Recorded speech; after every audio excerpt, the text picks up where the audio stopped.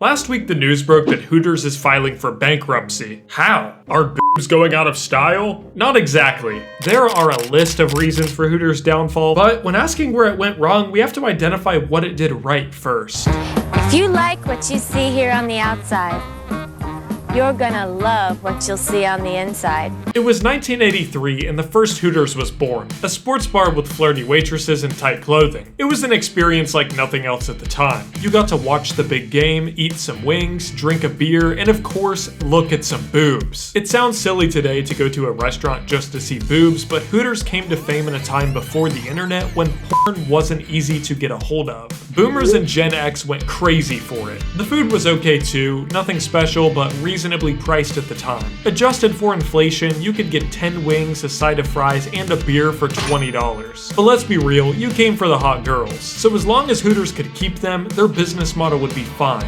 But they couldn't keep them. Yes, I have an OnlyFans. Yes, the link is in the bio. That's crazy to really think my body sells. And I'm back because you guessed it, I'm selling porn. OnlyFans. OnlyFans. OnlyFans. OnlyFans. When Hooters first came into this world, they had no idea that their biggest threat would be Steve Jobs, as it only took women 9 years after the release of the iPhone to start using it to sell pictures of their butthole on the internet. OnlyFans came out in 2016, got popular in 2020, and quite literally stole Hooters' entire workforce. All the hot girls went to OnlyFans because it's just a better opportunity. Take these two women here for example. Objectively, both of these women are attractive. The woman on the right is a server at Hooters and makes $800 a week, and the woman on the left does OnlyFans and makes $500,000 a week. Here's another example. The Hooters waitress makes 1/20th of what the OnlyFans girl makes despite being prettier. This woman probably wouldn't even meet the beauty standards to get hired at Hooters and makes a fucking doctor's salary. She looks like your 50-year-old aunt that brings tuna salad to the get-together. Not to say OnlyFans is all good, you'll inevitably get stalkers and your future kids will get bullied because their mom is a whore, but it is a better business decision. And the industry feels it. Because they lost their workforce, Hooters has dropped the standard on their waitresses, hiring old women, fat women, and even sometimes transgender women.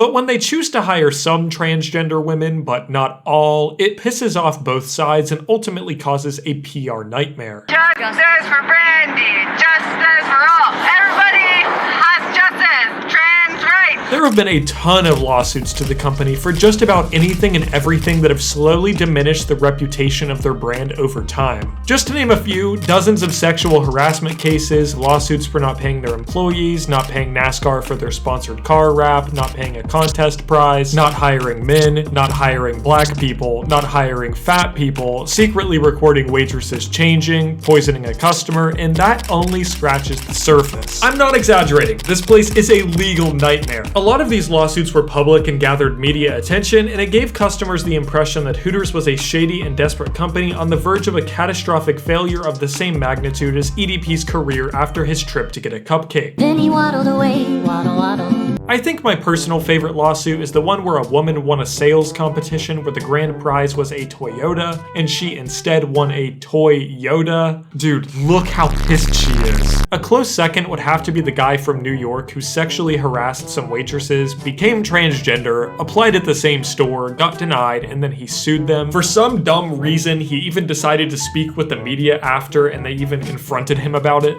Hooters has fired back, saying through their lawyers that Brandy was requested to not return to the restaurant because of what they say were her own offensive actions. Prior to transitioning and after, you had frequently made multiple servers at the restaurant uncomfortable by informing them you wanted to marry them, discussing masturbation. I never said any of that. Despite this, there were still people protesting the restaurant. We live in a world now where if a trans person punched an old woman in the face for misgendering him, there would be people saying, yeah, it was justified. That old woman was a bigot. Free they them! Excuse me, it's ma'am. It is ma'am. Ma'am. Once again, it's ma'am. Right beforehand, you fucking said sir.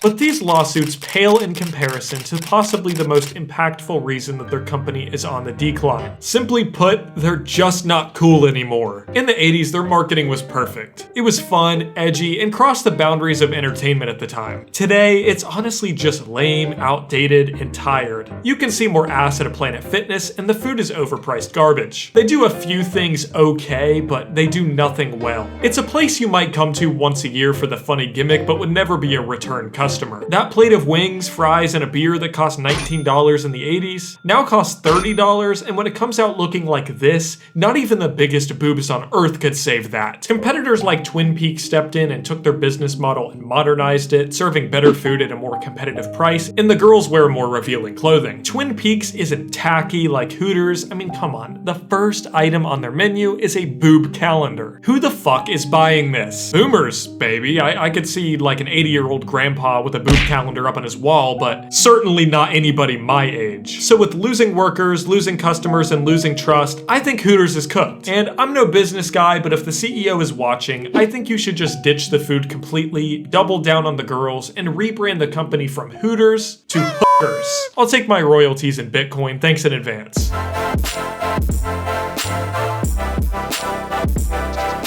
I made an OnlyFans and I've already made $1,500.